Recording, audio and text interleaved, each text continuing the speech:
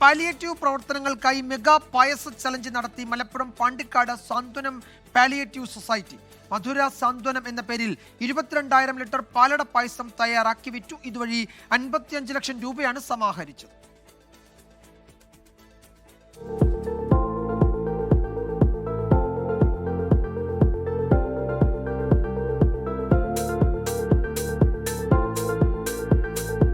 പാണ്ടിക്കാട്, ചെമ്പ്രശ്ശേരി, വെട്ടിക്കാട്ടിരി, നെമ്മിനി വില്ലേജുകളിലാണ് പായസം വിതരണം ചെയ്തത്.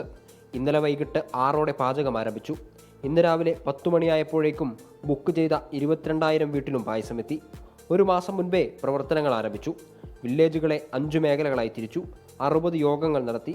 റൈസോഫ്റ്റ് ടെക്നോളജീസ് എന്ന സ്ഥാപനം നിർമ്മിച്ച പോർട്ടൽ വഴിയായിരുന്നു ബുക്കിംഗ്. വിവിധ രാഷ്ട്രീയ പാർട്ടികളും ആരാധനാലയങ്ങളും ക്ലബ്ബുകളുമൊക്കെ ഒറ്റക്കെട്ടായി നിന്നപ്പോൾ പരിപാടി വിജയകരമായി ഈ ഇത്രയും എണ്ണം ഏകദേശം 1.5 ലക്ഷം ഗ്ലാസ് പായസം വീടുകളിലേക്ക് എത്തിക്കാനും സാധിച്ചിട്ടുണ്ട്.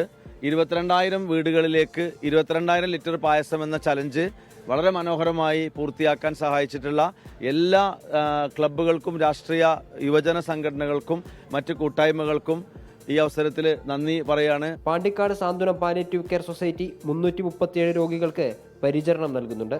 40 ലക്ഷമാണ് സൊസൈറ്റിയുടെ ഒരു വർഷത്തെ ചിലവ്. 24 മലപ്പുറം. ലോകത്തെവിടെയായാലും ഏത് സമയത്തും 24 വാർത്തകളും ഓഗ്മെന്റഡ് റിയാലിറ്റി പാക്കേജുകളും എക്സ്പ്ലെയിനറുകളും വിശദമായി കാണാൻ ഞങ്ങളുടെ യൂട്യൂബ് ചാനൽ നിങ്ങൾക്ക് സബ്സ്ക്രൈബ് ചെയ്യാം.